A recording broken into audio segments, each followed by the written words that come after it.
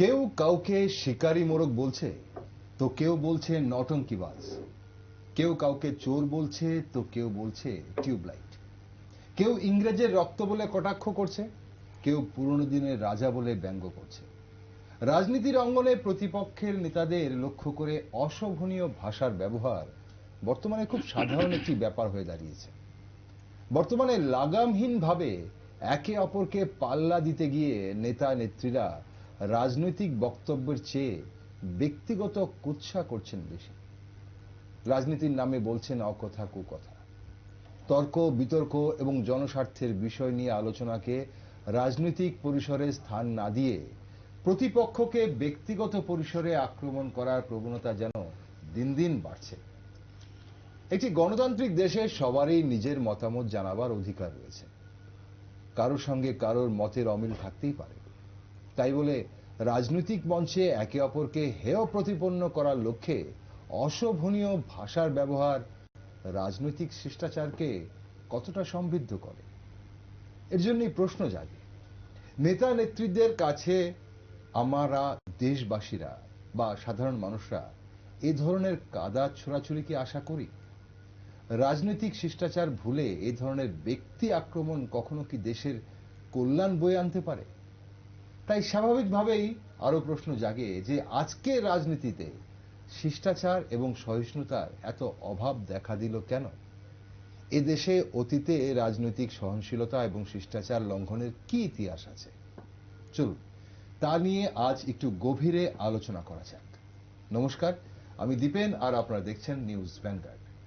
আজ এই বিশেষ টক শোতে আমার সাথে রয়েছেন রাজ্যের দুজন বিশিষ্ট রাজনৈতিক বিশ্লেষক। রয়েছেন গৌতম মজুমদার এবং প্রদীপ্ত রায়। আপনাদের দুজনকে স্বাগত আজকের অনুষ্ঠানে। গৌতম বাবু, আমাদের দেশের রাজনীতির আঙ্গিনায় শিষ্টাচার কি দিন দিন হারিয়ে যাচ্ছে বলে মনে করেন? এটা একটা বিশাল কঠিন টপিকস। শিষ্টাচার শিষ্টাচার আসে কোথার থেকে?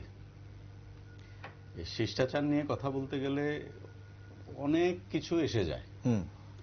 রাজনৈতিক অঙ্গনে শিষ্টাচার আজকের দিনে আমরা সবাই দেখছি, প্রত্যেকটা সারা ভারতবর্ষের লোক দেখছে, এটা আজকে খুব তলানিতে গিয়ে পৌঁছেছে।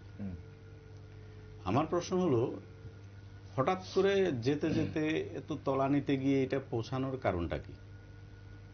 60-এর দশক 70 দশকের যে পলিটিক্যাল সাইডগুলো ছিল, আমার মনে হয় তখন কিছুটা হলো স্বাধীনতার পর একটা ওই ধরনের কিছু শিষ্টাচার ছিল রাজনৈতিকভাবে। সৌজন্যতা ছিল, তাদের মধ্যে একটা মানে আত্মিক রিলেশন ছিল যে যেই দলেই করুক। কিন্তু 70-এর দশকের পর থেকে মনে হচ্ছে ধীরে ধীরে ধীরে ধীরে এত নিম্নমানের পলিটিক্যাল সাইডটা গিয়ে যাচ্ছে। কেউ কাউকে কি বলছে না বলছে, মানে এটার কোনো রকমের এটা নির্দিষ্ট যে একটা মাপকাঠি যে সাধারণ মানুষ কিভাবে নিচ্ছে, এই শিক্ষাটাও কমে গেছে। যেমন আমরা যদি দেখি, এটা খুব সম্ভবত 16-17 হিসাব, ত্রিপুরা রাজ্যের বিধানসভার প্রাক্তন এক বিধায়ক যে যশোবীর ত্রিপুরার যে ভাষণটা দিয়েছে, এটা প্রচন্ড পরিমাণে ভাইরাল হয়েছে। এখনো মাঝে মাঝে এটা দেখা যায়। তো এই যে ওদের যে কথাগুলো, এগুলো কিন্তু সাধারণ মানুষ কিন্তু মেনে নেয়নি, মেনে নিতে পারে না। আজকের দিনেও যেগুলো হচ্ছে, এগুলো কিন্তু সাধারণ মানুষরা মেনে নিচ্ছে না, কিন্তু এটা কেউ প্রতিবাদও করছে না। আচ্ছা, ওইভাবে যে এটা নিয়ে আলোচনা করা, আর যারা আলোচনা করবে ওরা তো সবাই ধরেন পলিটিক্যাল পারসন, মানে যারা রাজনীতি করে, ওরা তো এগুলো নিয়ে খুব বেশি কথা বলে না। আর থার্ড পার্টির যে গ্রুপটা রয়েছে, ওরা হলো জাস্ট ভোটার। ওরা হয়তো যায় শুনে, ওরা বুঝুক না বুঝুক এগুলোর উপরে ওরা চর্চা করে। আর মাঝে যে একটা গ্রুপ রয়েছে, ভারতবর্ষের তো সবচেয়ে বড় গ্রুপটা হলো, সেটা হলো উচ্চবিত্ত এবং নিম্নবিত্তর মাঝখানে একটা গ্রুপ আছে, যে গ্রুপটা আসলে সবকিছু নিয়ে, এটা আমার একটা অ্যাজাম্পশন যে ওরাই একটু কিছু সমাজটা নিয়ে ভাবে, দেশটা নিয়ে ভাবে, সামাজিক প্রেক্ষাপটটা নিয়ে ভাবে। এখানেও আমার মাঝে মনে হয় যে আসলে শিক্ষাগত যে শিক্ষার যে দিকটা, এই দিকটাও মরালিটিটা নষ্ট হয়ে গেছে। মরালিটি না থাকাতে, আগে যেমন একটা শিক্ষার মধ্যে একটা সেই জিনিসগুলো বোঝাতো বা গল্প টল্প পড়ালেখার মধ্যে যে কোর্সগুলো ছিল এগুলোর মধ্যে কিছুটা হলো এটা শালীনতাবোধ, তার যে পারিপার্শ্বিক সাংস্কৃতিক কিছু জিনিস ছিল যেগুলো থেকে মানুষ তার মরালিটিটা শিখত।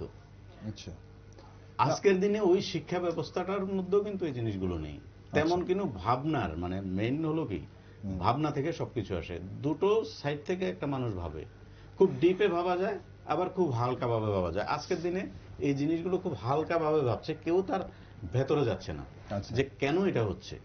এটা হওয়া কিন্তু বাঞ্ছনীয় না। আগামী দিনের প্রজন্মের জন্য ভারতবর্ষের রাজনৈতিক প্রেক্ষাপটেও বলবো, এগুলোকে কিভাবে মিনিমাইজ করা যায়, প্রত্যেকটা রাজনৈতিক ব্যক্তিত্বকেও সেই শিক্ষাটা কিন্তু দেওয়া প্রত্যেকটা দলের প্রয়োজন। ওকে, আসবো আপনার কাছে আরেকবার। খুব সুন্দর একটা কথা আপনি বললেন, আমরা সেই বিষয় নিয়ে চর্চা অবশ্যই করব অনুষ্ঠানে।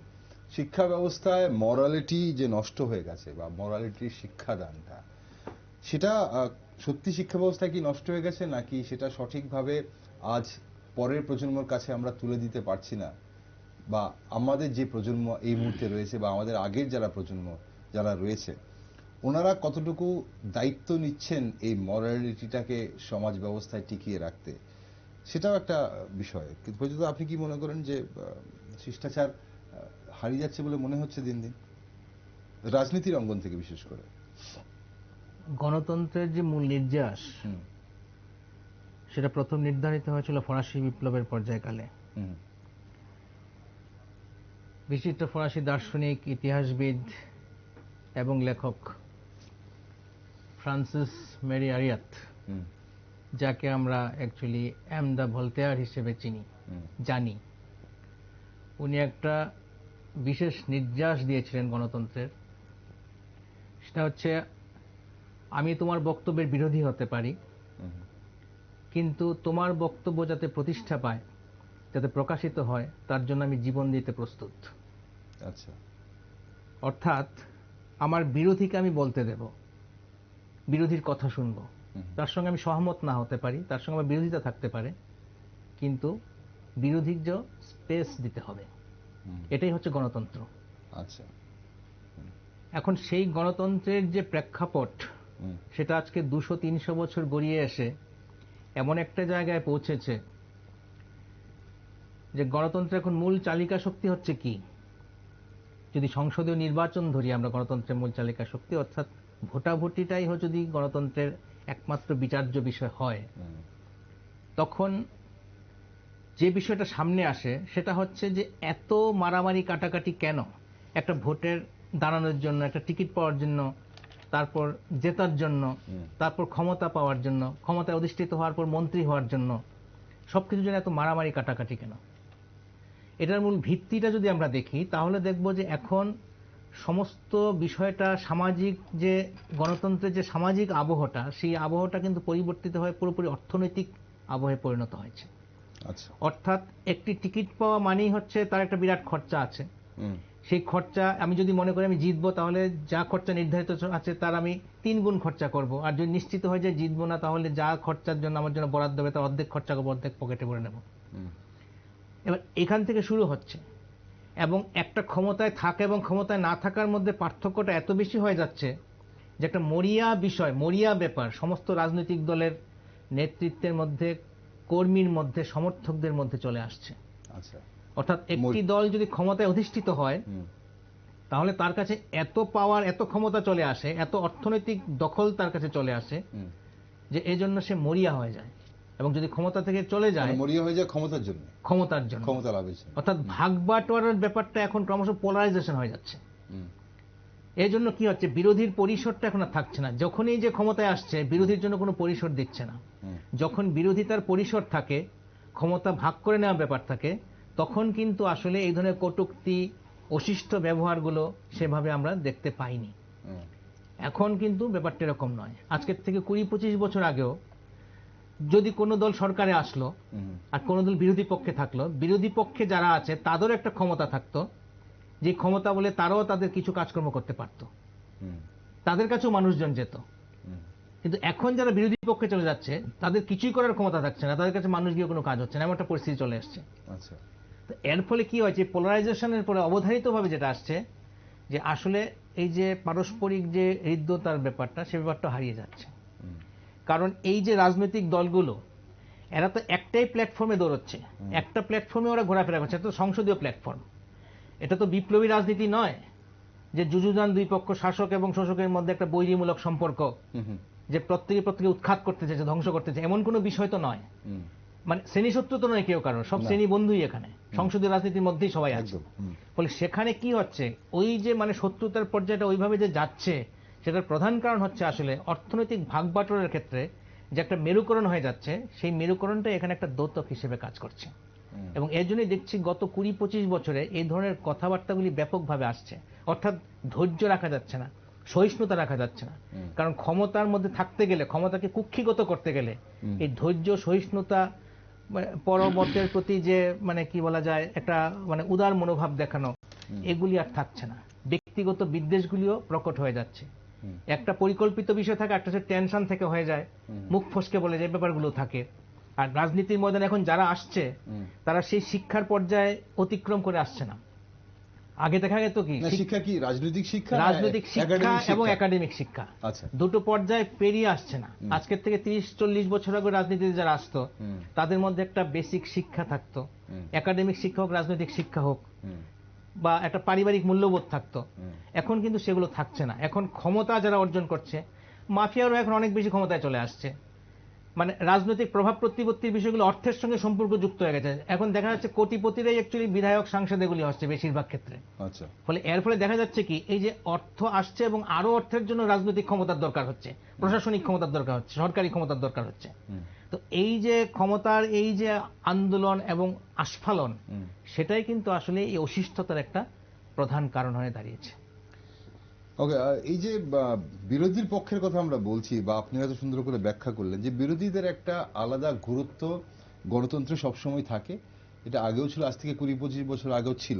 এখানে মনে পড়ছে সেই 1996 সালে সেখানে প্রাক্তন প্রধানমন্ত্রী প্রয়াত অটল বিহারী বাজপেয়ীর সেই বিখ্যাত যে ভাষণ উনি বলেছিলেন পার্লামেন্টে যখন নমস্কার চলেছিল, সেখানে সত্তা কা খেল তো চলেগা, সরকারে আয়েঙ্গি जाएंगी, पार्टियां बनेगी बिगड़ेगी, मगर ये देश रहना चाहिए, इस देश का लोकतंत्र अमर रहना चाहिए। এখন কথা হচ্ছে যে একটি সুস্থ সমাজ গঠনে রাজনৈতিক নেতৃত্বদের শব্দ চয়ন বা বাক্য চয়নে আরো কতটা দায়িত্বশীল হওয়া উচিত বলে এই মুহূর্তে যারা রাজনীতি করছেন বা রাজনীতির অঙ্গনে রয়েছেন, কি মনে হয় আরো কতটা দায়িত্বশীল হওয়া উচিত? আর যদি না হয়ে থাকেন, তাহলে সেটা কতটা প্রভাব ফেলে যারা শুনছেন সেই সব মানুষদের উপর? যেটা আমি শুরুতেই বলতে চাইছিলাম, এই যে এখন আপনি যে আমাদের প্রাক্তন প্রধানমন্ত্রীর যে বক্তব্যটা সংসদে রেখেছিল, এটা সারা পৃথিবীর মানুষ, সারা ভারতবর্ষের মানুষ যারা এটাকে অনুধাবন করেছে, সেজন্য বললাম যে যে কোনো একটা কথার যে ভাবনা, সে ভাবনাটাকে যদি আমি মনের ভেতর থেকে যদি অনুধাবন করি, এটা একটা বিশাল কথা। এবং ওনারা যে পিরিয়ডে, আমি যেটা বলছিলাম যে ভারতবর্ষ স্বাধীনতার পরে রাজনৈতিক যে প্রেক্ষাপট ছিল, তখনকার যে নেতৃত্বটা ছিল, তাদের যে হাইট ছিল, তাদের যে ওয়েটেজ ছিল, সেটা আজকের দিনে অনেকটা কমে গেছে। তো অটল বিহারীজি যে ব্যক্তি, ওনার জীবনী বা ওনার যে বিভিন্ন বিষয়গুলো যখন আমরা পত্রপত্রিকায় পাই, মানে অসাধারণ। এই শ্রেণীর লোকটা তো কমে গেছে। কেন কমেছে সেটা আমি প্রথমে বলেছি। আমাদের যে মানে পারিবারিক শিক্ষা ছিল, যেটা দাদাও বলেছেন যে অনেক সময় নেতৃত্বের মধ্যে ক্ষমতার জন্য লেনদেনের একটা বিষয় হয়তো থাকবে, আমি সেটাতে বিষয় যেতে, আমার কাছে মনে হচ্ছে সবচেয়ে বেশি হলো ক্ষমতাটাকে কিভাবে ধরে রাখা যায়। তো ক্ষমতার জন্য যখন লড়াই হয়, আর সেটা হলো যেমন একটা কথা হয়তো আমরা এখানে বলতে পারি, এটা রাজনৈতিক ব্যক্তিত্বরা সাংসদে বসে এটা বলা দরকার। আপনি ল না করলে, ল ডিগ্রি না থাকলে আপনি প্র্যাকটিস করতে পারবেন না। ডাক্তার না হলে, সে ডাক্তারি ডিগ্রিটা না নিলে কিন্তু সে চিকিৎসা করতে পারবে না। একটা টিচার আজকের দিনে টেট পরীক্ষা, বিএড পরীক্ষা না দিলে, বিএড না পাশ করলে সে শিক্ষকতা করার জন্য সে মানে ইয়ে নেই। কিন্তু রাজনীতির অঙ্গনে এটা কিন্তু কিছু নেই। এই জায়গাটা কোনো কোয়ালিফিকেশন নেই। এই জায়গাটা আমার কাছে মাঝে মাঝে মনে হয়, এটা আমার একান্ত ব্যক্তিগত। ইলেকশন কমিশন যদি, এটা তো সাংসদে কেউ তুলবে না, ইলেকশন কমিশন যদি এমন একটা এক্সামশন মানে পরীক্ষা নেয় যেটাতে থাকবে টপ টু বটম, সেই পঞ্চায়েত থেকে শুরু করে আপ টু সাংসদ পর্যন্ত, বিধায়ক, পঞ্চায়েত সমিতি, গ্রাম পঞ্চায়েত, জেলা পরিষদ, এটা কমন এন্ট্রান্স পরীক্ষা। যারা যারা পলিটিক্যালি ইন্টারেস্টেড, আমার মনে হয় ওরাও পরীক্ষাটা দেবে। যে একটা স্টুডেন্ট, যেমন ইদানিং এটা খুব চলছে, যেটা 12 পরীক্ষা দিচ্ছে, ওরা এন্ট্রান্স পরীক্ষা দিচ্ছে, কেউ মেডিকেল লাইনে যাচ্ছে, কেউ ডাক্তারি লাইনে যাচ্ছে, বিভিন্নভাবে এন্ট্রান্স চলছে। ওখান থেকে সিলেকশন হবে সে কোথায় যাবে। আমি রাজনীতি করব, আমাকে ইলেকশন কমিশনের সেই এক্সামিনেশনটা পাস করে আমি রেখে দিতে হবে।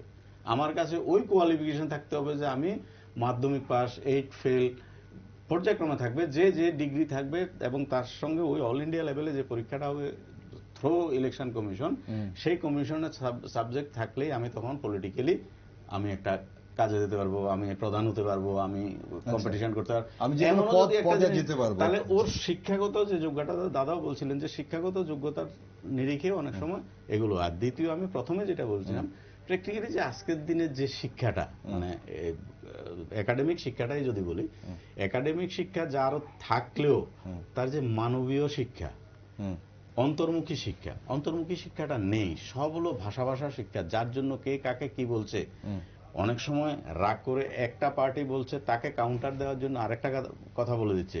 এতে করে এমন একটা সিচুয়েশন তৈরি হয়ে যাচ্ছে যেটা হয়তো মানুষের ভেতরে অপ্রীতিকর একটা সিচুয়েশন তৈরি হয়, এবং একটা শত্রুতা তৈরি হয়ে যায়। এবং এটা আমার মনে হয় বেশিরভাগ শুরু হয়েছে আমাদের দেশে বা আমাদের রাজ্য 80 দশকের পর থেকে। এটা কিন্তু ধীরে ধীরে ধীরে ধীরে ধীরে ধীরে আজকে 20-30 বছর, মানে 20 বছর ধরে এটা প্রচন্ড পরিমাণে বেড়ে গেছে। এগুলোকে কমাতে গেলে প্রত্যেকটাকে, যে আগে যেমন যেমন আমাদের অটলজির কথা বলছেন, বা আগে যেসব আমরা যত রাজনৈতিক ব্যক্তিত্ব নিয়ে বলবো, দেখবেন ওদের সঙ্গে সমাজের সঙ্গে একদম প্রত্যক্ষভাবে যোগাযোগ ছিল। ওরা হাইলি এডুকেটেড ছিল, সমাজকে সেবা দেওয়ার জন্য কিন্তু এসেছিল। সমাজ পরিবর্তন, সমাজ সেবা, এই মানসিকতা নিয়ে আগে আসতো। আজকের দিনে ওই ক্ষমতার জন্য, পয়সার জন্য কিছুটা রয়েছে, এগুলোর জন্য কিন্তু মানুষ রাজনীতিতে বেশিরভাগ জড়িত হয়ে যাচ্ছে। আজকে যেই মাত্র করাপশনটা লেস হয়ে যাবে, যেমন এখন ডিজিটাল ইন্ডিয়া হওয়াতে অনেকটা কিন্তু আগের তুলনায় কিন্তু করাপশন কমে গেছে। আমরা আজকের থেকে মানে 10-12 সাল বা 8 সালের যেসব ইলেকশনগুলোতে, সেখানে শুধু স্ক্যাম নিয়ে আলোচনা হতো। এই গলি গলি মে শোর হে, মানে আমি নাম টাম বলছি না, মানে এইভাবে চিৎকার চেঁচামেচি হতো। ওইগুলো তো আজকে আর সেই চোর, চৌকিদার চোর, এই কথাগুলো আর আসে না, এগুলো চলতে আছে। এগুলো চলতে চলতে এমন একটা পর্যায়ে গিয়ে দাঁড়িয়েছে। তো এগুলোকে বন্ধ করতে গেলে প্রত্যেকের একটু ওই ধরনের মানবীয় শিক্ষায় শিক্ষিত হওয়া দরকার, পলিটিক্যাল গুলোকে আর একটু শুদ্ধ করা দরকার, এবং প্রত্যেকটা ব্যক্তি যেন তার নিজের চারিত্রিক যে বিষয়গুলো আজকালকার সময় অনেক সময় হয় না, ওই যে কিছু কিছু মাফিয়া টাফিয়া এসে, বড় বড় ব্যবসায়ী ট্যাবসায়ী এসে এগুলোকে ওদের এখতিয়ারে নিয়ে নিচ্ছে।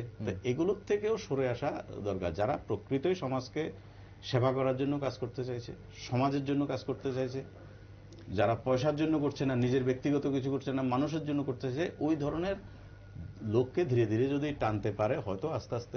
কে কাকে টানবে? এখন প্রশ্ন হচ্ছে এখানে কে কাকে টানবে, যেমন যে শ্রেণীর কথা আপনারা বলছেন। এক্ষেত্রে আমি একটা কথা বলি, যেমন দাদাও বলেছেন যে মানে আমরা তো আসলে বাইরের রাজনীতিবিদদেরকে এখনো আমরা প্রমোট করি আমাদের ভারতবর্ষ। ভারতবর্ষ এমন একটা ভূমি, যে ভূমিতে চাণক্যের মতো ব্যক্তি, যিনি অর্থশাস্ত্র, রাজনৈতিক, কূটনৈতিক সবকিছু করেছেন, উনাকে ফলো করছে পৃথিবীর বিভিন্ন দেশ। কিন্তু আমরা নিজেরাই আমাদের নিজেদের দেশের যে যারা বড় বড় মুনি ঋষি জ্ঞানী মানে ব্যক্তিরা ছিলেন, বা বীরপুত্ররা, বীর সন্তানরা ছিলেন, ওদেরকে নিয়ে কিন্তু আমরা খুব বেশি ভাবি না। এটাও কিন্তু আমাদের আজকে পিছিয়ে যাওয়ার, এটাও কিন্তু একটা, আমার মনে হয় এটাও একটা কারণ, যে আমরা আমাদের ঐতিহ্য সংস্কৃতিগুলোকে ফেলে রেখে আমাদের যারা ছিল, আমাদের পূর্বপুরুষ যারা ছিল, সেই পূর্বপুরুষদেরকে কিন্তু আমরা হাইলাইট করছি না। আমরা একবার ভারতবর্ষ, আমরা জানি যে বিভিন্ন সময় বাইরের দেশ থেকে আমাদের দেশে এসে লুটতরাজ করেছে, তারপর আমাদের দেশ শাসন করেছে, ব্রিটিশরা লাস্টে এসে শাসন করেছে, এবং ব্রিটিশদের পলিসি ছিল শুধু কিছু ব্রিটিশমুখী যাতে হয়, সেই শিক্ষা ব্যবস্থা এনে ভারতবর্ষটাকে আমরা যেন দীর্ঘকাল চালিয়ে যেতে পারি, সেই ব্যবস্থাপনা কিন্তু আজকের দিনেও আমাদের ভারতবর্ষে রয়েছে। যার জন্য ধীরে ধীরে ধীরে ধীরে মানুষ কিন্তু পাজেলড হয়ে, রাজনৈতিক ব্যক্তিত্বরাও কিন্তু পাজেলড হয়ে এগুলো করছে, আমার কাছে মনে হয়। রাজনৈতিক ব্যক্তিত্বরা পাজলড হয়ে করছে এগুলো করতে বাধ্য হচ্ছে। প্রদীপবাবু কি মনে করছেন? আর বিশেষ করে এই যে উস্কানিমূলক বা প্ররোচনামূলক যে ভাষাগুলো ব্যবহার হয়, সেখানে সকল শ্রেণী কি মানুষ কি সাধারণ মানুষ কি প্রভাবিত হয় এগুলো দিয়ে? পাশাপাশি যেমনটা আমরা কথা বলছিলাম এক্ষুনি যে অটল বিহারী বাজপেয়ী, প্রাক্তন প্রধানমন্ত্রী প্রয়াত অটল বিহারী বাজপেয়ী, শুনেছিলাম আমরা এই স্পিচটি, বিখ্যাত বক্তব্যটি। এখন ওনাকে যখন উনি বিরোধী দলনেতা ছিলেন, প্রধানমন্ত্রী ছিলেন, নরসিমহা রাও বলা হয় যে ওনাকে জেনেভাতে পাঠিয়েছিলেন, বিরোধী দলনেতাকে পাঠিয়েছিলেন ইন্ডিয়ার পক্ষ রাখার জন্য। এখন সেই যে শিষ্টাচার, সেই সময়ের শিষ্টাচার এবং আজকের বিরোধী দলকে কতটুকু মানে সম্মান বা সহানুভূতি দেখানো হচ্ছে, সেই জায়গাটাতে দাঁড়িয়ে এবং বহির্বিশ্বে যখন নিজের দেশের মধ্যে রাজনৈতিক দলের মধ্যে এই ধরনের শিষ্টাচার বহির্বিশ্ব যখন দেখে, তখন বহির্বিশ্বে ইন্ডিয়ার মান কতটা উঁচু হয় বলে মনে করে? প্রথম কথা হচ্ছে, যে কোনো রাজনৈতিক দলের শীর্ষস্থানীয় যারা নেতৃত্ব থাকেন বা যারা মুখপাত্র হিসেবে নিজেদের প্রেজেন্ট করেন, যেমন টিভি টক শোতে আসেন বা মিডিয়া রিপ্রেজেন্ট মানে মিডিয়াতে কথাবার্তা বলেন, তাদেরকে ধরা হয় যে কোর মেম্বার্স। আচ্ছা, তারা হচ্ছে দলের সমস্ত মতাদর্শগত যে ব্যাপারগুলো আছে সমস্ত কিছু ওদের মানে ওরা হচ্ছে সেই লোক যারা হচ্ছে মতাদর্শের অধীন, এরকমই তো ধরা হয়। দলের সভাপতি দল পাল্টে অন্য দলে চলে যাচ্ছে, সেটা আজকাল আকছারি দেখা যাচ্ছে। কোন একজন রাজ্য সভাপতি আগের দিন ছিলেন রাজ্য সভাপতি, পরের দিন তিনি অন্য দলে গিয়ে চলে গেছেন এবং গিয়ে টিকিটে পেয়ে যাচ্ছেন। তো সভাপতি মানে কি, যে হচ্ছে সংগঠনের সবচেয়ে সর্বোচ্চ পদাধিকারী, অর্থাৎ সংগঠনের মতাদর্শগত জায়গাটা সবচেয়ে বেশি ওনার মধ্যেই থাকার কথা। তার মানে একটা বিষয় যে আজকের রাজনীতিতে মতাদর্শের কোনো বিষয় নেই। যদি ক্ষমতার সঙ্গে থাকতে পারে তাহলে দলের সঙ্গে আছে, যদি দল তাকে যদি উপযুক্ত ক্ষমতা না দেয় বা যদি অন্য জায়গায় সে অনেক বেশি ক্ষমতা পেয়ে যায় বা ক্ষমতা মানে আশ্বাস পেয়ে যায়, সেখানে সে চলে যাচ্ছে। আজকে গলা ফাটাচ্ছে টিভি টক শোতে এসে যে দলের হয়ে যে মুখপাত্র, দুদিন পরে দেখা যাচ্ছে সে অন্য দলের গিয়ে যে কথাটা বলেছে তার বিপরীত কথাটাই বলছে। কিভাবে বলছে? তার কি একটু গলা কাঁপছে না? একটু নিজেকে আয়নার সামনে দাঁড়িয়ে এসে মানে প্রশ্ন করছে না যে গতকাল আমি যা বলেছিলাম আজকে দুদিন পরে আমি যা বলছি সম্পূর্ণ বিপরীত কথা কিভাবে বলছি? না, গলা কাঁপে না, কারণ মনে করে যে এটাই ঠিক, এটা করলে আমার যে মানে লাইন আপটা সেটা তৈরি হবে। আচ্ছা, ফলে কেরিয়ারের ব্যাপারটা, স্কিমেটিক ব্যাপারটা এখন রাজনীতির মধ্যে অনেক বেশি আছে। ফলে নরসিমহা রাও অটল বিহারীর যে পর্যায় সেটা আমরা পেরিয়ে চলে এসেছি। এখন কারা আসে? সেলিব্রিটিরা আগের দিন জয়েন করে পরের দিন টিকিট পেয়ে যাচ্ছে। এখন রাজনীতি মানেই হচ্ছে ক্ষমতার সঙ্গে যুক্ত। ইলেকশন আসবে, ইলেকশনে আমি বিধায়ক পদে হোক কিংবা এমপি হোক কোনো একটা ইলেকশনে দাঁড়াবো, টিকিট পাবো, জিতবো, না জিতলেও আমি একটা প্রচুর আমার একটা প্রভাব প্রতিপত্তি তৈরি হবে, সেটাকে খাটিয়ে আমি আমার ক্যারিয়ারটা তৈরি করব। যখন দেখা যাচ্ছে সেলিব্রিটি তার সেলিব্রিটি হিসেবে ক্যারিয়ারটা ঠিকভাবে আর চালাতে পারছে না, তখন সে রাজনীতিতে চলে আসছে। আবার বিপরীতটা হয়, সেলিব্রিটির যে একটা মানে ব্যাপক যে কি বলে এটাকে, মানে মানুষ যে পছন্দ করে ওনাকে, সেই জায়গাটাকে কাজে লাগিয়ে সেখানে একটা ওনার থেকে একটা সিট দখল করে নেয়। সেজন্যই তো আসে সেলিব্রিটি, ওটা ভাঙিয়েই তো করে। সে ক্রীড়াবিদ হোক কিংবা সিনেমা আর্টিস্ট হোক, যাই হোক, ওটা ভাঙিয়েই তো পরবর্তী ক্যারিয়ারটা তৈরি করছে। সেই জনপ্রিয়তাটা কাজে লাগায়, সেখানে ভোটে জয়লাভ করে, এবং পলিটিক্যাল পার্টিগুলো সেটাকেই কাজে লাগাচ্ছে। এবং সেই সেলিব্রিটিরাও যেখানে দেখছে তাদের ক্যারিয়ারটা তৈরি হবে সেখানে যাচ্ছে, দরকার হলে শিফট করে একটা চলে যাচ্ছে। অর্থাৎ কোনো মতাদর্শগত বন্ধন কোনো রাজনৈতিক দলের সঙ্গে নেই। এবং সবচেয়ে বিপজ্জনক ব্যাপার হচ্ছে শীর্ষস্থানীয় যারা আছে, মানে আমরা যাদেরকে মনে করছি এরা শীর্ষস্থানীয় নেতৃত্ব, এদের মধ্যেও কোনো মতাদর্শগত বন্ধন নেই, এরাও চলে যেতে পারে। যখনই কোনো দলের সঙ্গে কনফ্লিক্ট তৈরি হয়, যদি কোনো সাংবাদিক প্রশ্ন করে যে আপনি কি তাহলে দল পাল্টাবেন, ওরা বলবে না, আমি এক দল পাল্টাচ্ছি না। কিন্তু এটা কখনই বলে না যে আমি যে মতাদর্শে বিশ্বাস করি আমি এই মতাদর্শেই থাকবো, আমি অন্য কোনো দলে ভিন্ন মতাদর্শে আমি যাব না, এই কথাটা কিন্তু কেউ বলে না। দল পাল্টাচ্ছি না মানে এই দল থেকে সেই দলে যাওয়ার মধ্যে মতাদর্শগত কোনো মানে সংঘাত বা দ্বিধা নেই, কারণ মতাদর্শের কোনো স্থানই নেই, মতাদর্শের কোনো স্থান নেই। ফলে সংঘাত ওখানে না, সংঘাত ক্ষমতার সঙ্গে। আচ্ছা, মানে এই যে নিজের দলের সঙ্গে তার যে সংঘাতটা হচ্ছে সেটা হচ্ছে ক্ষমতার সঙ্গে।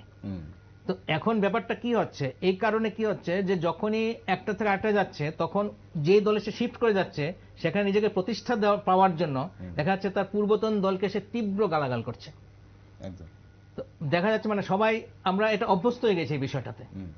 এছাড়াও কি হচ্ছে, যখনই কোনো বক্তৃতায় সভায় যখন কোনো রাজনৈতিক নেতা যখন একটা খুব বাজে মন্তব্য করছে অপোজিশনকে, তখনই দেখা যাচ্ছে সবাই হাততালি দিচ্ছে সমবেত যারা আছেন। যারা আসছেন সেই সভাতে যোগদান করতে, কর্মী হোক, সমর্থক বা সাধারণ মানুষ হোক, সবাই কিন্তু হাততালি দিচ্ছেন। কোথাও এরকম দেখা যায়নি যে এ ওর মুখ চাওয়াচাই করছে যে আমাদের নেতাটা কি বলল, এটা তো বলা উচিত হয়নি।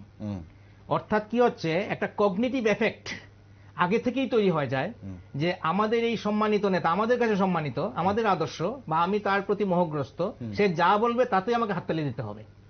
অর্থাৎ মস্তিষ্ক বন্ধক দিয়ে সমবেত জনতা সেই সভায় উপস্থিত হচ্ছে, ফলে তারা মানে আলাদা করতে পারছে না কোন কথাটাকে সমর্থন করবো, কোন কথাটা সমর্থন করতে পারি না, কোনটা নৈতিক কোনটা অনৈতিক, কোনটা ভালো কোনটা খারাপ। সেই বিচার করার ক্ষমতাটাও মানুষ হারিয়ে ফেলেছে। সেটা হারিয়ে ফেলেছে, কারণ মানুষকে এমন একটা পর্যায়ে নিয়ে যাওয়া হয়েছে, মানুষের সেই যুক্তিগত বিচারবোধ থেকে মানুষ আবেগগত মানে চেতনার দিকে চলে গেছে।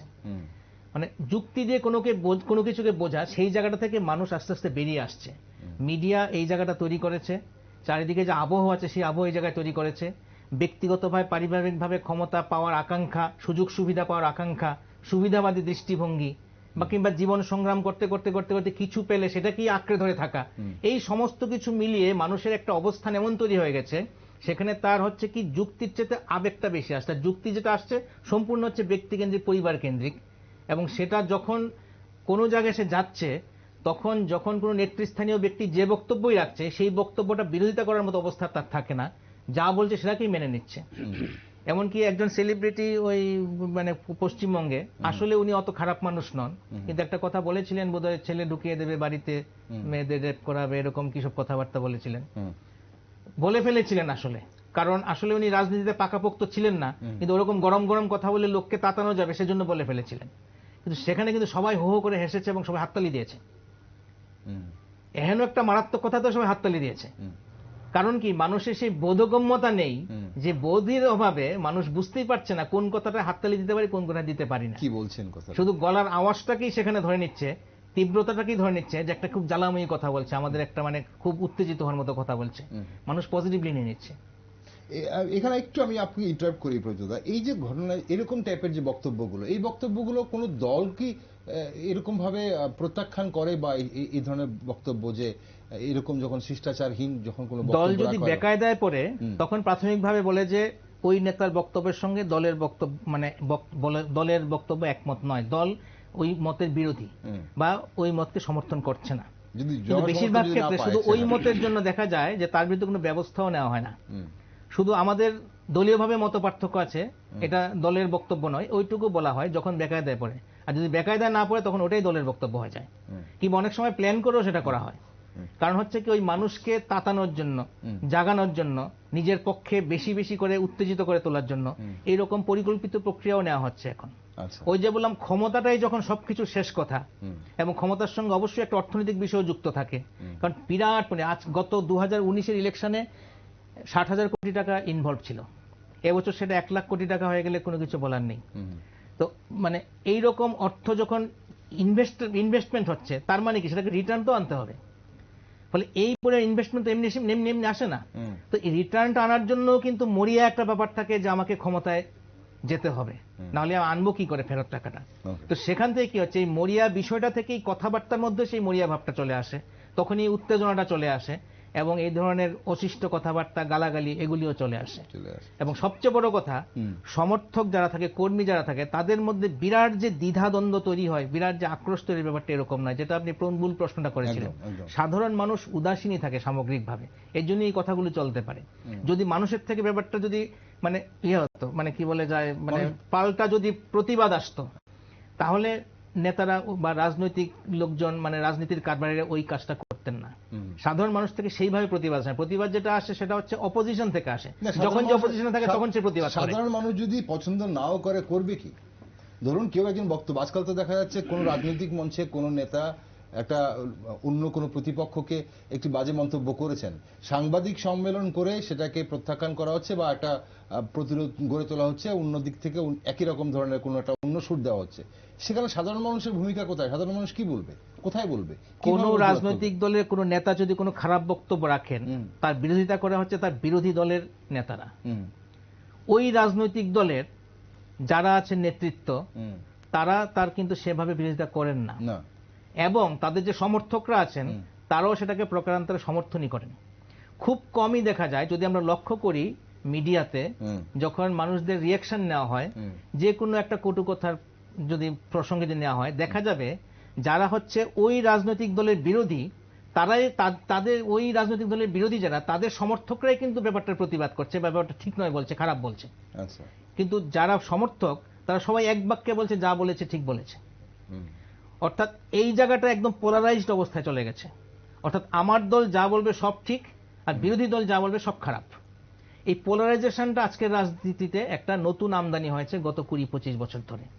অর্থাৎ মাঝামাঝি কিছু নেই, বিবেক নৈতিকতার মধ্যে দাঁড়িয়ে কথা বলার ব্যাপারগুলো নেই, বা যে কোনো বক্তব্যকে যুক্তি দিয়ে বিচার করলে সেটা বোঝা যাবে নৈতিক কি অনৈতিক, সঠিক কি বেঠিক। এইটা সঠিক বেঠিক নৈতিক অনৈতিক বোঝার মতো অবস্থায় বর্তমান অবস্থায় মানুষজন খুব বেশি নেই। ব্যতিক্রম যদি থাকে সেটা উদাহরণ হতে পারে না। এই পরিস্থিতির মধ্যে আমরা এখন আছি। গৌতম বাবু, আপনি কি মনে করেন এটা? আর এই যে পুরো ঘটনাটা যখন হয়, একটা গণতান্ত্রিক দেশে যখন এই ধরনের ঘটনা হয়, তখন বহির্বিশ্বে তার কি এফেক্ট পড়ে? মানে বিরোধী এবং শাসক দলের মধ্যে যখন এই ধরনের কোনো শিষ্টাচার অবশিষ্ট থাকে না এবং এই ধরনের ব্যক্তি আক্রমণ কুৎসা হয়, তখন মানে বহির্বিশ্বে যারা এই দেশের বন্ধু রাষ্ট্র নয় যারা, তারাও কি সুযোগ খোঁজেন না? 100 বার সুযোগ খুঁজবেন। আর বহির্বিশ্ব বলতে আমাদের যেমন বাংলাদেশ নিয়ে যেগুলো রয়েছে, এরাও কিন্তু সেম ভাবেই চলে, কারণ একই বৃন্তের সব। আর তারপরে যেগুলো বহির্বিশ্ব বলতে আমরা বর্তমান উন্নত দেশগুলোকে বলি, ওরা আমার মনে হয় না আমাদের এসব স্ল্যাংগুলো নিয়ে খুব বেশি ভাবনা চিন্তা করে। ওরা শুধু কোন দলটা প্রতিষ্ঠিত হয়েছে, ওদের তো হলো বিজনেস মেন্টালিটি, বা কূটনৈতিকভাবে আমরা কে রয়েছে, কার সঙ্গে কি সম্পর্ক থাকবে, ওরা হলো বৈদেশিক পলিটিক্সের জন্য ওদের বিষয়টা দেখে। আচ্ছা, যে উন্নয়নটা কোন অ্যাঙ্গেলে চলছে বা অর্থনীতিটা কোন, তাহলে ভেতরেও প্রভাব পড়ে না, বাইরেও প্রভাব পড়ে না? বাইরেও তাহলে বলতে দ্বিধা কোথায়, অসুবিধা কি? আর আমাদের এখানে যেটা হচ্ছে সেটা হলো ওই যে একটা কথাই বললাম যে আত্মত্যাগ, যদি এই যে রাজনৈতিক মঞ্চগুলোতে যদি আত্মত্যাগী লোকের যদি প্রাদুর্ভাব না হয়, তাহলে এগুলো চলতেই থাকবে। আর আরেকটা কথা যেটা, এটা বাস্তব, আমাদের ভারতবর্ষে যে ইলেকশনটা হয়, প্রত্যেকটা ইলেকশনে কিন্তু দুটো মেরুতে হয়। একটা যেই দলটার ক্ষমতায় রয়েছে তার একটা গ্রুপ, আর তার বিরুদ্ধে একটা গ্রুপ। এবার মিটিং গুলো যখন হয়, সে ওর দলের লোকগুলোকে কিন্তু মিটিং এ স্থান পায়, ওরাই যায়। আচ্ছা, এবার বিরোধী দলের কেউ একটা মিটিং চলছে, তো ওরাই শুধু যায়, মানে জাস্ট একটা 5 to 10% লোক এদিক সেদিক হয়, ম্যাক্সিমাম এই জায়গাটা থাকে। এখানে যদি আমার একটা মানে বক্তব্য, এটাও যদি আগামী দিনে ইলেকশন কমিশন ঠিক করবে, সে আমাদের আগরতলাতে বিবেকানন্দ মঞ্চ, বিবেকানন্দ মাঠ, বড় একটা মাঠ, ইলেকশন কমিশন তার নিজে তার ভোটারদের এখানে আনবে।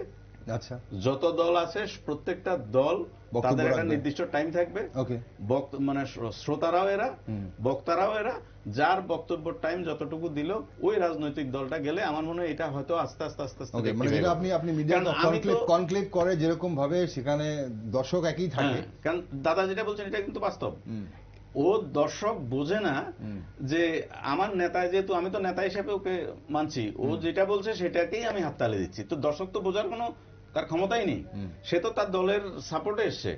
তাহলে ওই কমন প্ল্যাটফর্ম যদি থাকে, আমি বক্তব্য রাখবো, মানে যে দলের ব্যক্তি বক্তব্য রাখবেন তার ভোটার গুলো কিন্তু আলাদা। এরা তো ভোটার, ইলেকশন কমিশনের ভোটাররা, লিস্টেড ভোটার, যেটাকে ভারত সরকার মানে পারমিট করেছে যে তুমি গিয়ে তোমার ভোটাধিকার প্রয়োগ করো। তাহলে ইলেকশন কমিশন যদি এটা ব্যবস্থা নেয়, তাহলে ওই যে ব্যক্তিগত যে অর্থনৈতিক যে ব্যাপারগুলো, এগুলো কিন্তু কমে যাবে। তো মানে স্বচ্ছ রাজনীতিটা যদি করতে যায়, তাহলে এগুলো কিন্তু ধীরে ধীরে আসতে হবে। কারণ ওই ধরনের ত্যাগী আমরা অনেক সময় এগুলোকে ধর্মীয় কারণ ধরে নিই।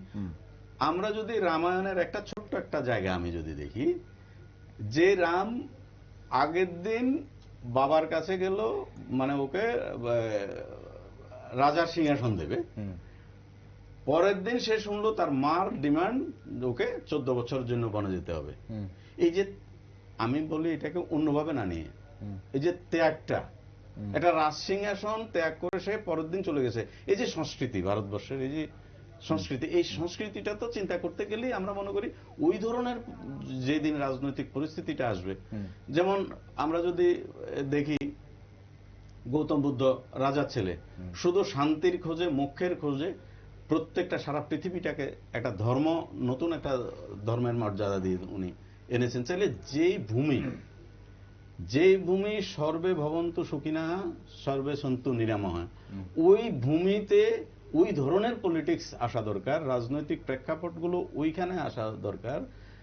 তারপরে যেমন রাজা হরিশ্চন্দ্র পুরো সব ত্যাগ করে শেষ পর্যন্ত উনি শ্মশান ভূমিতে চলে গেছেন। এই যে ত্যাগ, তো ওই ত্যাগের যে রাষ্ট্র এটা, সেই ত্যাগের ভূমি থেকে যদি আবার ত্যাগ শুরু না হয়, তাহলে এই যেগুলো চলছে এগুলো চলবে। আর এগুলোকে রেকটিফাই করার জন্য আমাদের সাধারণ মানুষদেরও সেইভাবে আস্তে আস্তে এগিয়ে আসতে হবে, প্রতিবাদ হতে হবে, সব জায়গায় আলোচনা হতে হবে। তারপরে হয়তো গিয়ে আমরা ভারতবর্ষের সেই রাজনীতির প্রেক্ষাপটটা, মানে পৃথিবীর যে উন্নত দেশগুলো যেভাবে চালিয়ে যাচ্ছে, যেভাবে বিকাশ হচ্ছে, সেই বিকাশের ধারাটাকে আর একটা জায়গায় মাঝে মাঝে মনে হয় বিরোধী যে গ্রুপগুলো আছে, এই যে অনেক সময় যে যার স্ল্যাং ভাবে যা বলার, যার মুখে যা আসছে বলে দিচ্ছে, এটার একটা কারণ হলো বিরোধীদের কাছে আসলে কোনো কিছুই নেই বলার। যে একটা বলতে গেলে তো তার কিছু একটা স্পট লাগবে, পলিটিক্যাল একটা দিশা লাগবে।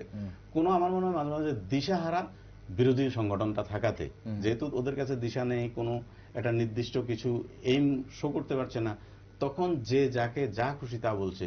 আর যারা হয়তো সরকারের কিছু একটা দিশা দিয়ে এগিয়ে যাচ্ছে, একটা প্রজেক্ট করেছে, যেমন একটা এইম দেখাচ্ছে, এটা ভুল শুদ্ধ পরে যখন হবে তখন, যেমন 2047 ইস্যু নেই বলে আপনি বলছেন, ইস্যু নেই তখন এই ধরনের ইস্যু না থাকলে এই ধরনের ব্যবহার, ভাষা ব্যবহার, ওরা ওদের মানে নিজেদেরকে হারিয়ে ফেলছে। মানে পলিটিক্সটা কিভাবে করবে। কিন্তু এখন কথা হচ্ছে যে আদৌ কি তাহলে এই যে প্রতিহিংসা বা এই যে ব্যক্তি আক্রমণের রাজনীতি, এতে কি আদৌ কি দেশের কোনো লাভ হয়? কারণ এক পক্ষ আরেক পক্ষকে শুধু নিচু করিয়ে, যেহেতু আপনারা বলছিলেন যে সংসদীয় রাজনীতিতে ক্ষমতা দখলের লড়াই এবং সেখানে অর্থনৈতিক একটা ব্যাপার জড়িয়ে আছে, তো এই ধরনের ব্যক্তি আক্রমণ করে কি আলটিমেটলি শুধু একজন আরেকজনকে নিচু দেখিয়ে ভোটটাকে কমানোর জন্য এটা করা হচ্ছে?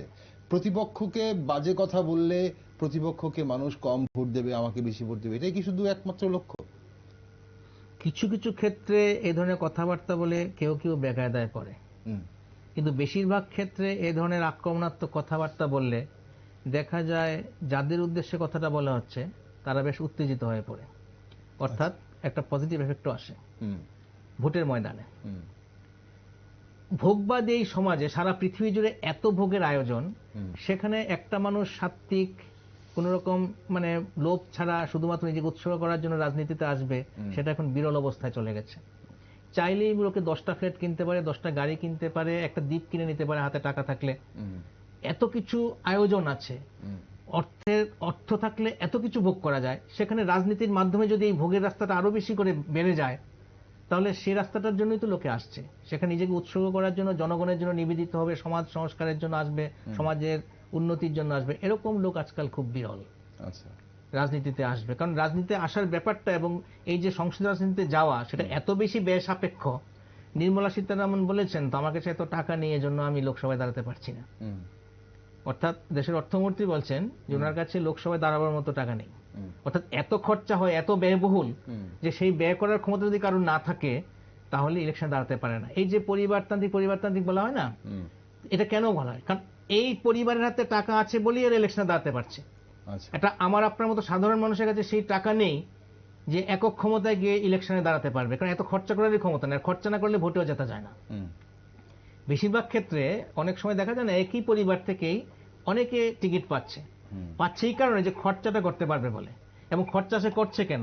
ফিরিয়ে আনার জন্য। তো যদি 2 কোটি টাকা খরচা করে তাহলে 5 কোটি টাকা ফিরিয়ে আনবে, ওই জন্য তো যাচ্ছে। সবটাই তো ইনভেস্টমেন্ট। এই যে ছেলে মেয়েকে কেউ ডাক্তারি পড়াতে যাচ্ছে 80 লক্ষ 90 লক্ষ 1 কোটি টাকা খরচা করে, কেন করছে? সে ফিরিয়ে আনার জন্য, তো টাকা জলে দেওয়ার জন্য না তো। 80 লক্ষ টাকা যদি ফিক্সড ডিপোজিট করে দিত তার চেয়ে বেশি ঘরে থাকতো। তার বদলে যখন পড়াচ্ছে, তার মানে সে 1 কোটি টাকা খরচা করে যদি ডাক্তারি পড়ায়, তাহলে 3 কোটি টাকা তার ফিরিয়ে আনতে হবে। ঠিক এরকম ইলেকশনেও যে খরচা করা হচ্ছে, টাকাটা ফিরিয়ে আনার জন্য করা হচ্ছে। তো এখন যখন বলা হচ্ছে যে কেউ 2 কোটি 3 কোটি 4 কোটি 5 কোটি টাকা খরচা করার ক্ষমতা আছে বলেই সে ইলেকশনে দাঁড়াচ্ছে, তার অর্থ হচ্ছে সেই টাকাটা ফিরিয়ে আনবে বলেই সে ইলেকশনে দাঁড়াচ্ছে। ফলে এখানে দেখা যাচ্ছে যে একজন সাধারণ সমাজকর্মী বা সমাজ সচেতক বা একজন একাডেমিক পার্সন, একজন বিজ্ঞানী, একজন দার্শনিক, যিনি সমাজ নিয়ে খুব ভাবেন, উনি কিন্তু এই সংসদীয় রাজনীতির ময়দানে আসতে পারছেন না। কারণ সংসদীয় ময়দানে আসতে গেলে যে খরচা তাকে করতে হবে সেই খরচা করার ক্ষমতা তার নেই, অর্থের প্রয়োজনটা নেই। ফলে ভদ্রলোকের রাজনীতি আর থাকছে না। প্রচুর অর্থ প্রতিপত্তি তাদেরই হয় আজকের দিনে যারা অত টাকা কার রোজগার করতে, ধান্দাবাজ থাকলে তো এই টাকাটা রোজগার করতে পারবে। ফলে সৎ রাজনীতিক মানে একটা উচ্চ পর্যায়ে যাওয়ার মতো অবস্থায় থাকে না, একটা জায়গায় এসে থমকে যেতে হয়। ব্যতিক্রম অবশ্যই আছে, কিন্তু ব্যতিক্রম আবার বলছি উদাহরণ হয় না। এখন ট্রেন্ডটা এরকম হয়ে গেছে, ফলে দেখা যাচ্ছে যে বারবারই এই ধরনের আচরণ কথাবার্তা আসছে ওই জায়গা থেকেই, যে একে তো রাজনৈতিক শিক্ষা নিয়ে কেউ আসছে না, হেলিকপ্টার থেকে নেমে যাচ্ছে সোজা। এই যে সিঁড়ি বেয়ে বেয়ে ওঠা, একদম প্রাথমিকভাবে রাজনীতির প্রাথমিক জায়গা থেকে শুরু করে ধীরে ধীরে ধীরে ধীরে প্রমোশন পেয়ে পেয়ে যে রাজনীতির শীর্ষে ওঠা, এই জায়গাটা এখন অনেক কমে গেছে। সাধারণ কর্মীরা খেটে যাচ্ছে বছরের বছর, তাদের থেকে কেউ কিন্তু ইলেকশনে দাঁড়ায় না। দেখা যাচ্ছে একজন জয়েন করেছে আগের দিন, তাকে দাঁড় করে দেওয়া হয়েছে। একজন সেলিব্রিটি এসে তাকে দাঁড় করে দেওয়া হয়েছে। ওই দল থেকে সেই দলে এসছে, সারা বছর যারা খাটলো, যে মাঝারি নেতাটি বছর পর বছর খেটে যাচ্ছে টিকিট পাবার আশায়, তাকে টিকিট না দিয়ে দেখা গেল আগের দিন যে এসছে অন্য দল থেকে চলে এসছে, তাকে টিকিটটা দিয়ে দেওয়া হলো। এবং যদি দল ক্ষমতায় থাকে সেটা মানতে বাধ্যই সেই লোকটা, কারণ ক্ষমতার বাইরে তার কথা বলার ক্ষমতা নেই। বিরোধী থাকলে তখনও তো সে রিভোল্ট করতে পারে, কিন্তু ক্ষমতায় আসীন যদি কোনো দল যে কোনো সিদ্ধান্ত নিতে পারে, একে সরিয়ে তাকে নিতে পারে, একে সরিয়ে তাকে নিতে পারে, সবটা হচ্ছে তার হিসেব মতো নিতে পারে। তো এইরকম অবস্থায় দাঁড়িয়ে যখন এ ধরনের কি হচ্ছে, নন এন্টিটিদের মানে এন্টিটি বেশি হয়ে যাচ্ছে। আচ্ছা, যাদের নন এন্টিটি হওয়ার কথা ছিল রাজনীতির ময়দানে, তাদের এন্টিটি বেশি হয়ে যাচ্ছে। ফলে তাদের কাছ থেকে শিষ্টাচার আশা করব, তাদের কাছে ন্যায় আশা করব, মানে নীতিনিষ্ঠতা আশা করব, এই ব্যাপারটা আজকের দিনে আসলে মানে এভাবে অসম্ভব ব্যাপার হয়ে দাঁড়িয়েছে। এভাবে দেখলে তো আগামী দিনে এই রাজনীতির ময়দানে তো তাহলে শিষ্টাচার কে আমরা কোথাও খুঁজে বা দূরবীন দিয়েও খুঁজে পাবো বলে অবস্থা তো এদিকেই যাচ্ছে মোটামুটি, কারণ লাগাম পড়ানো যাচ্ছে না। তো লাগাম পড়াতে গেলে প্রথম হচ্ছে অর্থের যে বিপুল ব্যবহার, এটাকে তো কমাতে হবে। এখন 95 লাখ একজন মানে ইয়েতে, এবার পার্লামেন্ট সাধারণ নির্বাচনে প্রতিটা সিটে খরচের ম্যাক্সিমাম দেওয়া হয়েছে, রেঞ্জ দেওয়া হচ্ছে 95 লাখ। 95 লাখ কি খরচা হচ্ছে? আসলে তার 10 গুণ বেশি খরচা হচ্ছে। যারা পারছে খরচা করছে, আর যারা পারছে না তারা পারছে না। তো 95 লাখ যে দেওয়া হয়েছে, এই রেঞ্জটাই তো ঢুকতে পারবে না। সারা জীবনে 95 লাখ রোজগার করার ক্যাপাসিটি ভারতবর্ষের কতজনের আছে? এবার যে সমাজের জন্য ভাবছে, সে যদি ভাবে যে আমি সংসদীয় ব্যবস্থার মধ্য দিয়ে গিয়ে আমি পার্লামেন্টে গিয়ে কিংবা বিধানসভায় গিয়ে মানুষের জন্য কাজ করব, সে তো এই জায়গাতেই প্রথম আটকে যাচ্ছে। তো সেই যে সাধারণ মানুষ উদাসীন, এই জায়গাটা থেকে কি সাধারণ মানুষ অনেকটা উদাসীন হয়ে যাচ্ছে, মানে আর ভাবছেই না এটা নিয়ে কোনো কিছু? সাধারণ মানুষ এখন ধরে নিয়েছে, এবং দুর্নীতিতে মানুষ এখন আর আলোড়িত হয় না। যদি সে 2000 টাকা বা 1000 টাকা মাসে মাসে পেয়ে যায়, তাহলে সে দুর্নীতি নিয়ে ভাবে না। এরকম একটা অবস্থা গেছে, মানে আমাকে কেউ 10 টাকা চুরি করছে, আমাকে যদি 1 টাকা দিয়ে দেয় তাহলে আমি খুশি, এরকম একটা অবস্থায় কিন্তু সাধারণ মানুষ চলে গেছে। মানুষের বিক্ষোভ যেটা, সেটা হচ্ছে আমি পাচ্ছি না কেন। মানুষ কিন্তু ওই নেতা কেন দুর্নীতি করছে এটা নিয়ে মানুষের যতটা না মানে আক্রোশ, তার চেয়ে বেশি আক্রোশ হয় আমাকে কিচ্ছু দিচ্ছে না, এইটা নিয়ে কিন্তু হচ্ছে। যদি দিয়ে দেয় তাহলে চলে। এই যে ধরুন পশ্চিমবঙ্গে এতদিন সমানে এই যে দুর্নীতি নিয়ে এত কথাবার্তা চলছে, আজকে অনেক বছর দুর্নীতির কথা চলছে, তো কিন্তু ধরুন 21-এর ইলেকশনে তৃণমূল জিতেছে, তার আগেই তো দুর্নীতির প্রচুর মানে কেস এসছে, এখনো তো আছে, কিন্তু সাপোর্ট বেসও আছে সব জায়গাতেই। সমস্ত রাজনৈতিক দলের ক্ষেত্রে বিভিন্ন দুর্নীতির ইস্যু আসে, কিন্তু সাপোর্ট বেসও আছে। সাপোর্ট বেসটা কেন থাকে? কারণ কিছু খয়রাতি, কিছু ফ্রিবিজ, এগুলো যদি দিয়ে দেওয়া হয় তাহলে কি হয়, লোকে অত আর ওইসব নিয়ে মাথা কামায় না। সেই জন্যই কটু বাক্য, বাজে কথা, অশ্লীল কথা, এগুলি নিয়ে মানুষের মাথা কামায় না। আমি যদি কিছু পেয়ে যাই ঠিক আছে, আর আমি যদি কিছুই না পাই তাহলে আমি কিন্তু তোমার সঙ্গে নাই, এরকম একটা অবস্থানে মানুষ আছে। ওকে, আমরা অনুষ্ঠানের একদম শেষ পর্বে চলে এসেছি, অল্প কিছুক্ষণ সময় বাকি আছে। কোনোভাবে এই জায়গা থেকে উত্তরণের কোনো পথ মানে দেখতে পাচ্ছেন কি, মানে কোনো একটা জায়গা থেকে বেরিয়ে আসা? কারণ যেভাবে এই আলোচনা চলেছে আজ, সামনের দিকে তাকালে তো খুব, ওই যে বললাম, দূরবীন মাইক্রোস্কোপ দিয়ে বোধহয় খুঁজে পাওয়া যাবে না শিষ্টাচারকে আগামী দিন। খরচায় লাগাম পড়াতে হবে, তো এই খরচায় যদি লাগাম না পড়ায় হবে না। উত্তরণের রাস্তা রয়েছে, সোজা সাপটা রাস্তা রয়েছে। ওই যে আমি আগেও বলেছি যে টোটাল সিস্টেমগুলোকে চেঞ্জ করতে হবে। যেমন আমাদের দেশের রাজনীতি কি হয়, বেকার সমস্যা, দ্রব্যমূল্য বৃদ্ধি, ওই মানে এই মোর্চা ওই মোর্চা, ওবিসি এদেরকে বেনিফিট, এই যে ছোট ছোট 2 টাকা করে চাল দিচ্ছে কিনা, ফ্রিতে চাল দিচ্ছে কিনা, রেশনে কি, তাহলে আমরা আজকে 70 বছর ধরে এই রাজনীতিটা নিয়ে পড়ে আছি। তারপরে যেমন কি পেলাম রাজনীতি? মানে ওই ছোট ছোট জিনিসগুলো, রেগার কার্ড পেলেই আমার অনেক কিছু হয়ে গেছে, আমি বিপিএল কার্ড হোল্ডার হলেই আমার অনেক কিছু হয়ে গেছে। এই যে মানসিকতাগুলোকে রাজনীতি যারা করছে ওরা কিন্তু সাধারণ লোকগুলোকে এইভাবে ডাইভার্ট করে রাখছে, ডাইভার্ট করে ওদের নিজেদের ফায়দা লুটার জন্য। যেমন একটা সারা ভারতবর্ষের নামজাদা একজন খেলোয়াড়, ও এসে টিকিট পেয়ে যাচ্ছে, যেটা আমাদের এখানে আলোচনা বারবার এসে, বা একটা ফিল্ম স্টার এসে চান্স পেয়ে যাচ্ছে। ও আসলে সমাজের সঙ্গে জড়িত না, ও সামাজিক যে প্রবলেম, মানুষ কি চায় সেটা জানে না। যেমন বিবেকানন্দের একটা কথা যদি বলি, সারা ভারতবর্ষ পায়ে হেঁটে চলেছে, তখন উনি ভারত আত্মাকে দেখেছে, ভারতের প্রত্যেকটা মানুষকে উনি দেখেছে, ওনার অনুভূতি ভেতর থেকে, তার অনুভূতি এসে ওই জায়গাগুলো। এই কারণে বলছি যে আমি বারবার কথাগুলো কেন বলছি, ওই জায়গাগুলোকে ডেভেলপ করতে হবে, নাহলে কিছুই হবে না। যেভাবে চলছে এই গদবাধা এভাবে চলবে, ভারতবর্ষের উন্নতি হবে না, দেশের উন্নতি হবে না। পৃথিবীর বিভিন্ন দেশের বড় বড় প্রধানরা রয়েছে, আমেরিকার প্রেসিডেন্ট যেই মাত্র প্রেসিডেন্টশিপ চলে যায়, সে সাধারণ একটা কোম্পানিতে গিয়েছে কাজ করে, এগুলো আমরা সবাই জানি। বহু রাষ্ট্রপ্রধান আছে, ওরা ডেলি ট্রেনে আপ ডাউন করে, ওরা নিজস্ব কাজ করে। এগুলো নিয়ে প্রায় বিভিন্ন পত্রপত্রিকা লেখালেখি হয়, আজকালকার সোশ্যাল মিডিয়াতে এগুলো প্রায় দেখা যায়। তাইলে নেই বললেও কিন্তু হবে না, আছে। কারণ ওই সব দেশগুলো সিস্টেমটা ওইটা করেছে। শুধু উন্নত দেশ বললে হবে না। কেন ওরা উন্নত হয়েছে, সেই উন্নতির যে জায়গাটা আমাদের ভারতবর্ষ, এটাকে চেঞ্জ করতে হবে। সেই যে এখনো ঔপনিবেশিক শাসন ব্যবস্থাটা কিন্তু আজকের দিনেও ভারতবর্ষ কাজ করছে। ওই ব্যবস্থাগুলোকে যতক্ষণ না পরিবর্তন করবে, এই জিনিস ত্যাগের লোক নেই ভারতবর্ষে বললে আমি কিন্তু মানবো না, সবই আছে, কিন্তু এদেরকে বের করে আনাটা হলো কঠিন। তো ওই বের করার জন্য যে পয়সার যে খেলা, এগুলো চলছে, এটা নো ডাউট। তারপরে ভালো কিছু লোককে যে প্রমোট করা পলিটিক্যাল সাইডে, এগুলো হচ্ছে না, বিভিন্ন কারণে হয় না। আর ভালো লোক যারা আছে ওরাও কিন্তু অনেক সময় নিজেদেরকে লুকিয়ে রাখতে চায়, কারণ এইসব ঝুট ঝামেলায় কেউ যেতে চায় না। ঠিক হবে, আমার এটা এখনো আমার দৃঢ় বিশ্বাস, হয়তো আমরা দেখবো না, আগামী কোনো প্রজন্ম একদিন ঠিক হবে।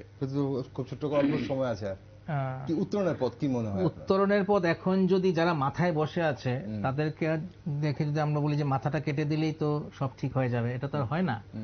মানে যাদেরকে পরিবর্তন করার কথা, তারাই তো আসলে এই সমস্ত, মানে আমরা শুরু করেছি যে কথা নিয়ে, যে এই যে মানে কথাবার্তা, কটূক্তি, শিষ্টাচারের অভাব, এগুলো নিয়ে।